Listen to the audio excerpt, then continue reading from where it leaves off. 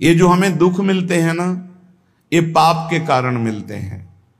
लोग मारे घूम रहे हैं दुख मिटाने के लिए, सोचते हैं कोई जादू कर दे, कोई टोना कर दे, कोई जंतुर बांध दे, कोई आशीर्वाद दे दे। अरे काहे को पागल हो?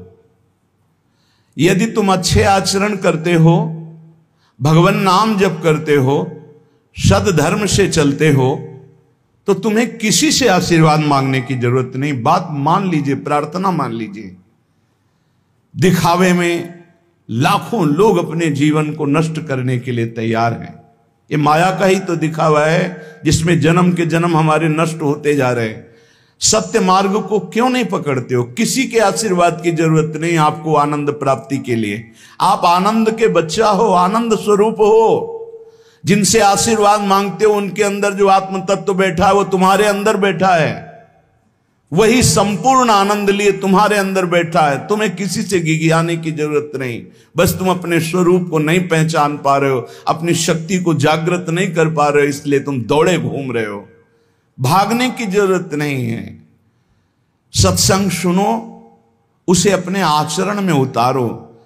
ये बात आप कागज में लिख लो, चाहे दिमाग में लिख लो। जब तक आपके आचरण शुद्ध नहीं होंगे, जब तक आप भजन नहीं करोगे, जब तक आप दूसरों को सुख नहीं दोगे, मन वचन कर्म से किसी को भी दुख नहीं पहुंचाना, तब तक आप भागे। और यहां से लेकर ब्रह्मलोक तक अगर आपको सुख मिल जाए तो बता देना।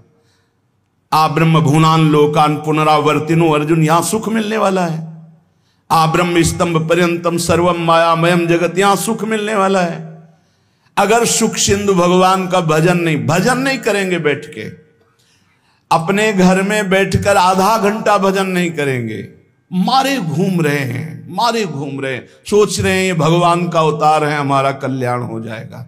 ए भाई, जब भगवान वास्तविक अवतार लिए और जो भजन नहीं किए उनका भी कल्याण नहीं हुआ। भगवान के अवतार के समय हम भी रहे होंगे कहीं ना कहीं, किसी जीव जंतु के रूप, कल्याण हुआ क्या? अब भजन करोगे तो कल्याण हो जाएगा। हमारी बात मान लो। बार बार आपको कभी कड़वे शब्दों में, कभी मीठे शब्दों में बताते हैं, ए भाई, बचपन से भगवान के मार्ग में लगे हुए हैं, हमको अपना कर्म भोगना पड़ रहा है। जो शरीर रचना के समय रचा गया था वो सुखद या दुखद कर्म भोगना पड़ा। रामकृष्ण परमहंस जी के कैंसर था, भाई जी हनुमान प्रसाद पोद्दार जी के उदर में कैंसर था, बड़े बड़े महापुरुषों को भोगना पड़ा। तो प्रारब्ध को भोग लो। ये भोगने की सामर्थ्य नाम जप से आ जाएगी, और नाम जप करके जन्म मरण के चक्र से मुक्त हो जाओ। मान लो मेरी बात। क्या वृंदावन की परम पावन रज से बढ़कर त्रिभुवन में कोई रज है? इस रज में बैठकर तुम्हें आनंद नहीं मिल रहा तो कहां मिलेगा तुम्हें? क्या भगवान नाम से बढ़कर कोई अमोघ शक्ति है जो भगवान को अधीन कर सके? सुमिर पवन सुत पावन नामू, अपने बस कर राखे रामू। लेकिन समझ में नहीं आता। ये जीव सोचता है कोई तपस्वी, कोई सिद्ध से हमारे दुख दूर हो जाए। नहीं, भगवान के वचन सुन लीजिए। दैवी हेषा गुणमयी मम माया दुरत्तया, मामेव ये प्रपद्यन्ते माया मेताम तरन्ति ते। ये गुणमयी माया को पार करना बहुत कठिन है। एकमात्र उपाय है, मेरी शरण में आ जाओ। हरि शरणम श्री कृष्ण शरणम मम। जब तक प्रभु की शरण में नहीं तब तक माया मुक्त। पर समझ में नहीं आता। लोगों को ऐसा लगता है मैं जाऊंगा, आशीर्वाद मिलेगा, मैं सिद्ध हो जाऊंगा, सब दुख नष्ट हो जाएंगे। आप समझो, हमारी प्रार्थना को समझो। हम अंदर से पीड़ित होके बोल रहे हैं, आप लोग समझते नहीं हो। भगवान का भजन किए बिना कहीं भी भाग के चले जाओ, आपको शांति नहीं मिलेगी प्यारे। और घर में बैठकर यदि भजन करोगे तो घर तीर्थ हो जाएगा, घर में भगवान पधारेंगे, आप आनंदित हो जाओगे। संत संग का फल होता है भागना, मिट जाना।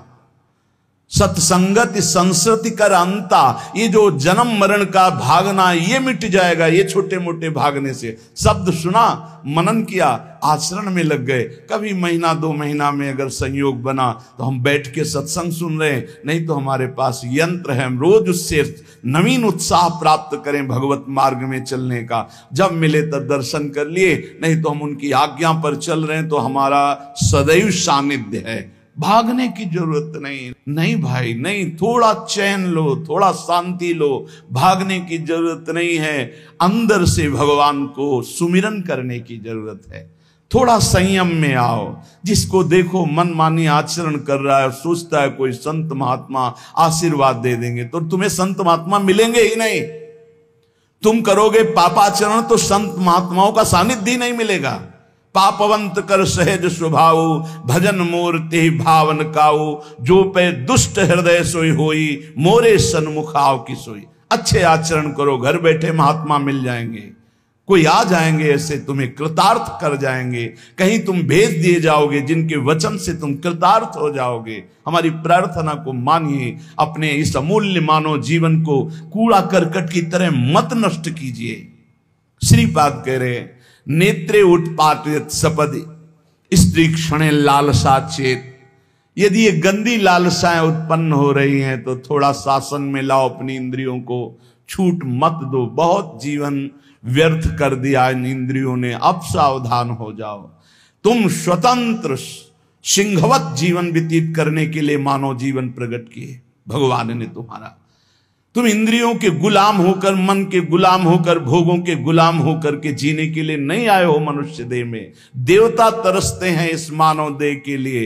क्यों? क्योंकि साधन धाम मोक्ष कर द्वारा, इससे साधना करके हम जीवन मुक्त महापुरुष हो सकते हैं। लेकिन नहीं, बस कोई ऐसा कुछ कर दे जिससे हमारा पति बन जाए, कोई ऐसा कर दे कि हम स्वस्थों को भोग भोगें, कोई ऐसा कर दे सारी झंझटें मिट जाएं। अरे औरों की तो बात जाने दो, भगवान जिनके घर में अवतरित हुए आप वहां दृष्टि डालिए। इतने बड़े भजनानंदी महात्मा वसुदेव और देवकी कंस कारागार में बंद किए हुए भगवान पधार रहे हैं, हथकड़ी बेड़ियों से जकड़े हुए। आप विचार कीजिए, भगवान के सिवा तुम्हें कोई बंधन मुक्त नहीं कर सकता। और सब तरंगे हैं, भगवान भगवान है, हमारी बात को समझ लो। भगवान भगवान है, भगवान के भाव में डूब करके सब भगवत स्वरूप हैं। तरंग में वायु विकार है, वायु विकार हटा तो समुद्र ही है। पर इतना भेद है कि समुद्र करोड़ों अनंत तरंगे प्रकट कर सकता है, लेकिन एक तरंग समुद्र नहीं प्रकट कर सकती। ऐसे ही जितने महापुरुष हैं, जितने सिद्ध महापुरुष हुए, भक्त हो चाहे ज्ञानी हो चाहे योगी हो, वो माया विकार को नष्ट करके ब्रह्म रूप में लीन हो गए, तो ब्रह्म स्वरूप वो भी हो गए। ब्रह्मविद ब्रह्म ही भवति। लेकिन ब्रह्म तो ब्रह्म है, जिसने एक संकल्प मात्र से अनंत सृष्टि का सृजन कर दिया, उसकी समानता करने वाला त्रिभुवन में कोई नहीं है। तो उन्हीं भगवान की, चाहे निराकार मानो, साकार मानो, सगुण मानो, निर्गुण मानो, उन्हीं भगवान की शरण में जाने के लिए सब संत महात्मा, और जो भगवान की शरण से अलग करके अपने को भगवान माने, तो हमें लगता है फिर बचना चाहिए ऐसे भगवानों से, जो अपने वचन से, अपने आचरण से, अपनी हृदय की भावनाओं से जीवों के माया जनित आकर्षण को नष्ट करके श्री भगवान से प्रीति करावे।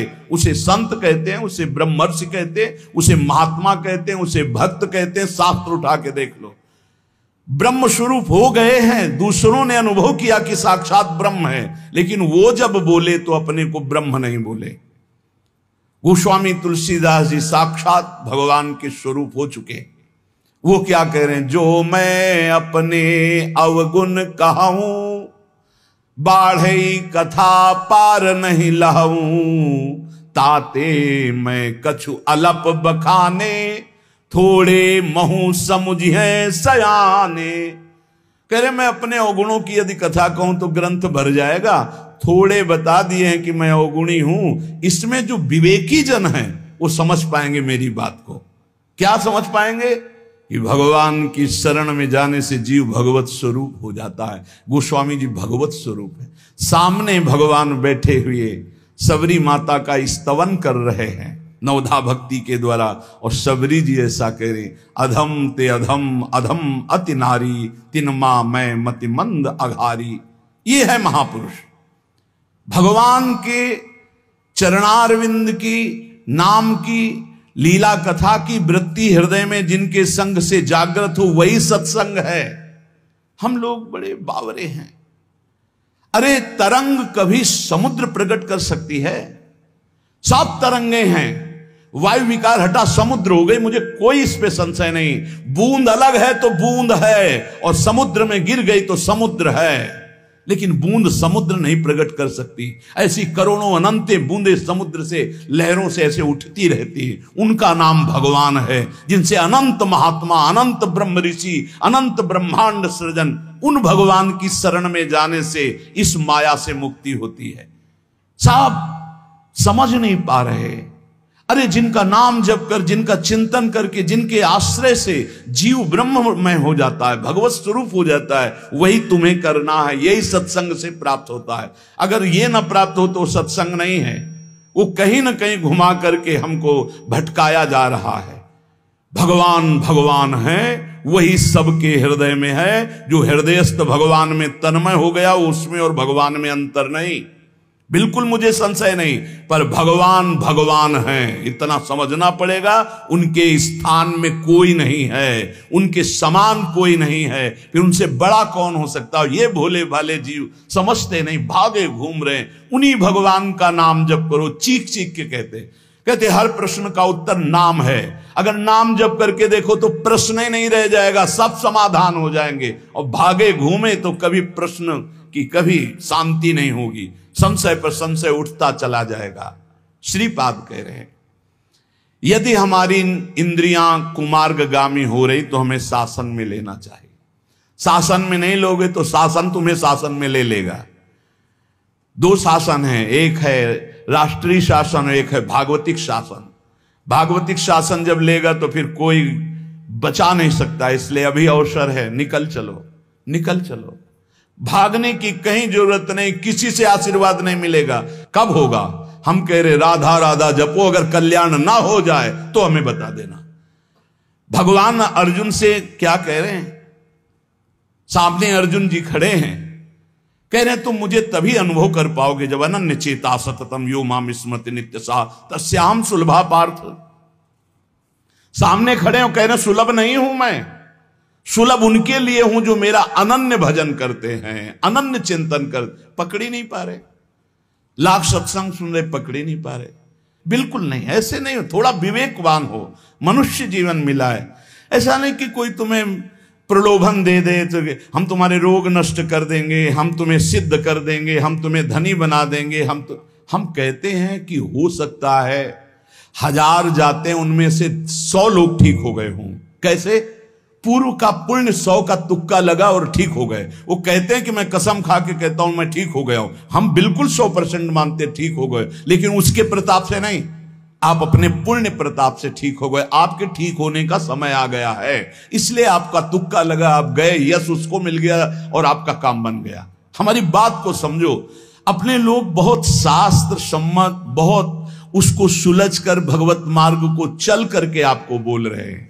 अगर इन कर्मों को मिटाने के लिए जो हमारे शास्त्र बने हुए हैं उनके सिद्धांत के अनुसार चला जाए तो मिटा दिया जाएगा।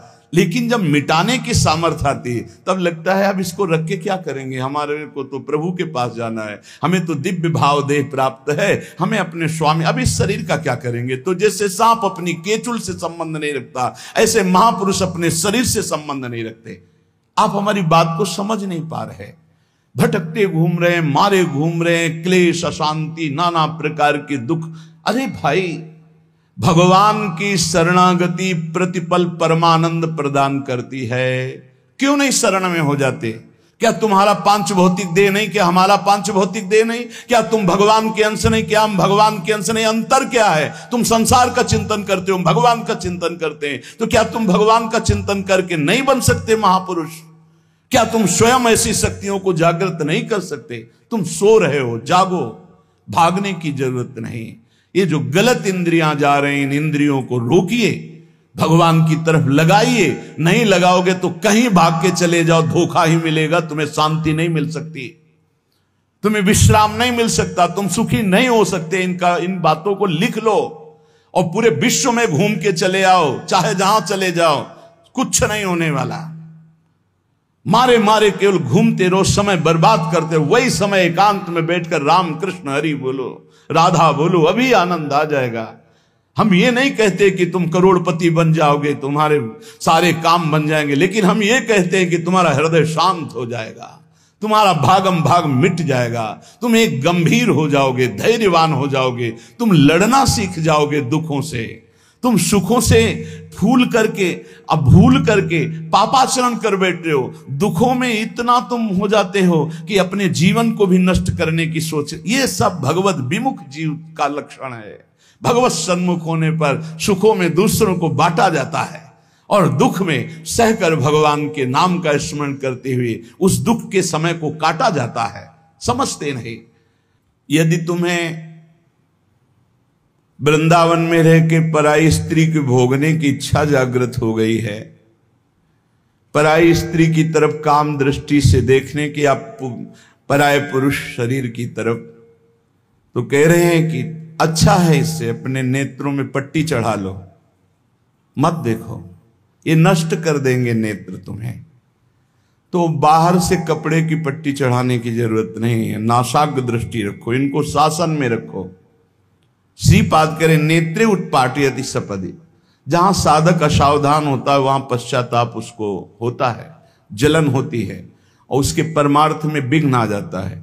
इसलिए ब्रह्मा जी ने ऐसी रचना की है कि स्त्री को पुरुष शरीर में आकर्षण, पुरुष को स्त्री शरीर में आकर्षण या भोग बुद्धि से देखना, अपने को इसी को सुधारना है। अगर इसी को सुधार लिया तो परमार्थ पुष्ट हो जाएगा।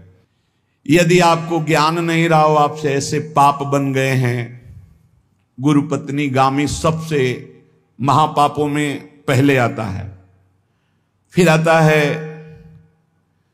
जो ब्रह्म ऋषिजन हैं उनकी भार्या, फिर आता है मद्यपान, मदिरापान करना, फिर स्वर्ण की चोरी करना,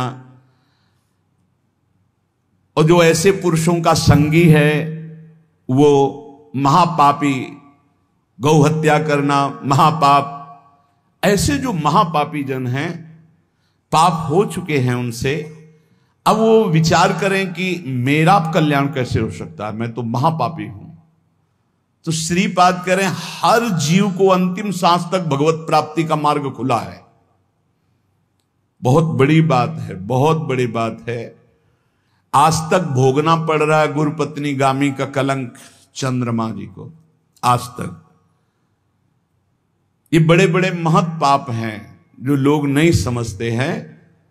ये बात समझ लें, पर स्त्री गमन, मदिरापान, द्वित कीड़ा, स्वर्ण चोरी, गुरु पत्नी गामी, ब्रह्म ऋषियों की तरफ जो उनकी भार्या है उनकी तरफ ये काम भाव से देखना, गौ हत्या, ये महत पाप हैं। ये पाप नष्ट कर देते। भ्रूण हत्या, ये सब महत पाप है। अगर ये पाप बन गए हैं जाने अनजाने में जीवन में, और अब हमने सत्संग सुना तो अब हमें प्रायश्चित हो रहा है कि मेरा कल्याण कैसे हो सकता है, तो श्रीपाद कह रहे हैं एक बार हृदय से जलन पैदा करो कि मेरे से बहुत गलती हो गई, और श्रीधाम वृंदावन आ जाओ। वृंदावन की परिक्रमा करो, रज में लोटो, रसिकों का संग करो। ये नियम ले लो कि अब जीवन में कभी पाप नहीं करेंगे, और नाम जपना शुरू कर दो। तो कह रहे हैं निश्चय सुनिर्वाही महाधार्मिका, निश्चित वो धार्मिक हो जाएगा, उसके सारे पाप नष्ट हो जाएंगे और भगवत प्राप्ति कर लेगा इसी जन्म में। भगवत प्राप्ति आखिरी सांस तक हो सकती है। आखिरी सांस में बोला राधा राम कृष्ण हरि, बिल्कुल भगवत प्राप्ति हो जाएगी। विश्वास कर लो इस बात पे। इसलिए कोई भी कभी निराश न हो कि मुझे भगवत प्राप्ति नहीं हो सकती, मेरा कल्याण नहीं हो सकता। इस श्लोक में श्रीपाद ने बताया यदि ऐसे महापाप किए हुए हो तो श्रीधाम वृंदावन आ जाओ। धाम है भगवान का, निज धाम है।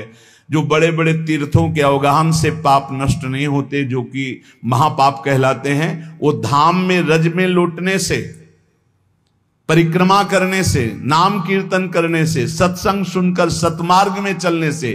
कह रहे हैं निश्चय सुनिर्वाही महाधार्मिका, निश्चय उसके सारे पाप नष्ट हो जाएंगे और वो धार्मिक ही नहीं महाधार्मिक हो जाएगा।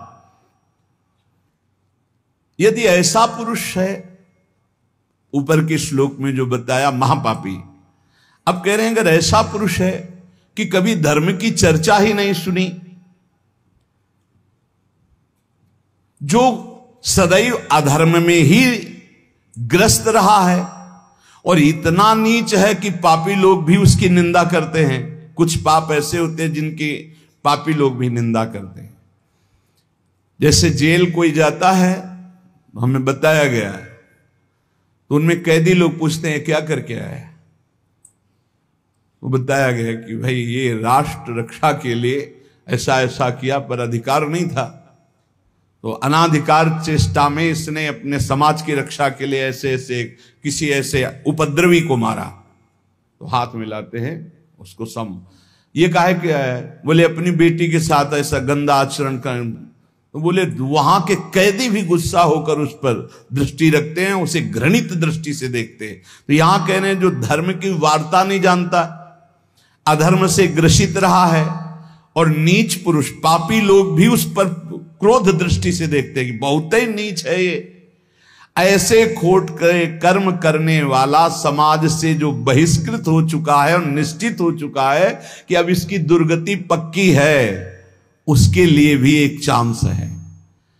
बोले निजोरु कृपया शांत्या च वृंदावनम स्वस्मिन नामृत चेत ददाति वसतिम धन्योस्ति वृंदावने।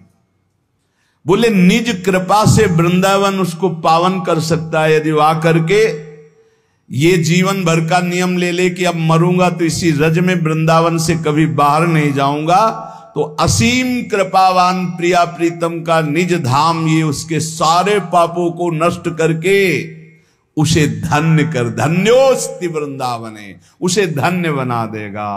पहले में महापापों का वर्णन किया, दूसरे में नीच आचरण करने वाला अधर्मी जो सबसे ज्यादा तिरस्कृत है, वो भी अगर श्रीधाम वृंदावन में आमरण वास स्वीकार कर ले कि अब वृंदावन, वैसे तो मैं बहुत पापी नीच हूं पर अब वृंदावन को नहीं छोड़ सकता, आजीवन वृंदावन वास करूंगा चाहे जितना कष्ट मिले, तो श्रीपाद कह रहे हैं चेत ददाति वसतिम धन्योस्ति वृंदावने। वो वृंदावन वास स्वीकार करने के कारण वृंदावन की कृपा से निष्पाप होकर धन्योस्ति, धन्य हो जाएगा, अर्थात उसको भी भगवत प्राप्ति हो जाएगी। देखो जब आनंद मिलेगा तब मन पंगु हो जाएगा। जैसे भौरे में बहुत बड़ी ताकत है कि चाहे जितना मजबूत काठ हो वो बड़े मौज से खेलते खेलते उसमें छेद कर देगा। जब कमल की पराग वृत्ति में वो पहुंचता है तो थोड़ा सा भी पराग को धक्का न लगे, शांत होकर बैठ जाता है, चाहे जीवन खोना पड़े वो कमल की पंखुड़ी को नहीं काटता। ऐसे उदाहरण दे रहे, ऐसे ही तुम्हारा मन तब तक उद्दंडता करता रहेगा जब तक भगवत सुख नहीं मिलेगा, और जिस दिन इसे आनंद मिला भगवद आनंद, ये बैठ जाएगा, इसका अस्तित्व खत्म हो जाएगा, ये बैठ जाए। निज सुख बिन मन होई कि थीरा, बिना आत्मानंद का अनुभव मिले मन स्थिर नहीं होगा, शांत नहीं होगा, विश्राम नहीं पाएगा। भौरे का दृष्टांत देकर के मन को समझा रहे कि मन भौरा है, भटक रहा है विविध भोगों में, बड़ा मजबूत है, बलशाली है, लेकिन ये तभी निर्बल बनेगा जैसे भौरा कमल में आ जाता है तो वहां अपना बल खो देता है। ऐसे ही श्री हरि चरणारविंद, हरि नाम, भगवद आश्रय, भगवत भक्ति, इसी में मन आनंद को प्राप्त होगा। तो आपको कहीं भागने की जरूरत नहीं। आपने सुना कि जंगल में भागने से क्या होगा, जल पीने से क्या होगा, फलाहार रहने से क्या, शांति से अपने घर को ठाकुर जी का मंदिर मान लो, खूब नाम कीर्तन करो, भगवत चर्चा करो, भगवान का सुमिरन करते हुए जीवन व्यतीत करो, इधर भी सुखी परलोक में भी सुखी। किसी से आशीर्वाद मांगने की जरूरत नहीं, दौड़ने भागने की जरूरत नहीं, हाहाकार मचाने की जरूरत। ये बहुत आनंद का जीवन है मानो दे, बस सुलझ जाओ, शांत हो जाओ, जहां तुम हो वहीं सब ठीक है। जो मिल जाए, रूखा सूखा फल है, अन्न है, जल है, जो मिल जाए, प्राण पोषण करो, भगवान का चिंतन करो, सद आचरण करो, बड़ा आनंद में जीवन होगा। लेकिन आनंद से जीने के लिए असद आचरण करते हो, पापाचरण करते हो, आनंद की खोज में। कहां पापाचरण में आनंद है? इसलिए सद आचरण में आ जाओ, भगवद आश्रित हो जाओ, खूब नाम जप करो। भगवान मंगल भवन है, इस गेम से निकाल देंगे। बहुत बड़ा एक गेम है, बहुत बड़ा गेम है। जीतते जीतते हार जाओ, हारते हारते जीत जाओ। तो हम तो जीत गए। नागरी दास ही जन्म जितायो, बलिहारी बलिहारी हमारी सबही बात सुधारी। कृपा करी श्री कुंज बिहारी, और श्री कुंज बिहारी हमारी सबही बात सुधारी। राख्यो अपने वृंदावन मां, बस खास बात बल गई। नहीं, आप क्या समझते हो? हाहाकार मचा हुआ, तांडव मचा हुआ माया का। ये तो धाम है, इसके प्रभाव से आप बिल्कुल शांत आनंदमय हो। धूल भरी आंधी दूर से निकल रही।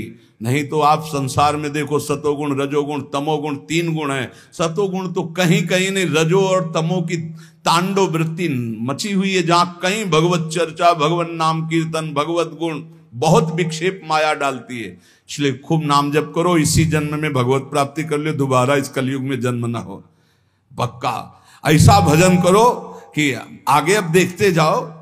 अरे भाई, बड़ा आश्चर्यमय समय, बड़ा आश्चर्यमय समय है। अभी तो कुछ है नहीं, अभी तो बबुआ है कलयुग, घुटने के बल चल रहा है। थोड़ा खड़ा होने दो, फिर ताल ठोकने दो। 4,32,000, अभी तो 32,000 नहीं पूरे हुए, थोड़ा लाख 1.5 लाख पूरे होने दो, फिर इसका है, उसका अपना राज्य है। इसलिए कलयुग के दोषों से बचने के लिए, माया के प्रभाव से मुक्त होने के लिए, समस्त दुखों का नाश करने के लिए समर्थ है भगवान नाम। खूब नाम जप करो, नाम कीर्तन करो, भगवत चर्चा करो, इसके सिवा कोई उपाय नहीं है। जहां और कुछ उपाय बताया जाए तो भटकाव है। हमारी प्रार्थना मान लीजिए, निस्वार्थ बात आपसे कह रहे हैं, आपके मंगल के लिए कह रहे हैं, शास्त्र सम्मत कह रहे हैं। पहले से भगवान व्यासदेव जी ने लिख दिया है, कृतयुगे ध्यायते विष्णु त्रेतायाम यजते मखई द्वापरै परिचर्यायाम कलौ तद्धरि कीर्तनात्। कलौ नास्तेव नास्तेव गतिरन्यथा। कलयुग में कोई और गति और गति और गति नहीं है। हरे नाम हरे नाम हरे नाम केवलम, केवल हरि का नाम, केवल भगवान नाम है। इसलिए खूब नाम कीर्तन, नाम जप, भगवत चर्चा, जीवन सार्थक। शेष चर्चा आगे। श्री राधा वल्लभ लाल की।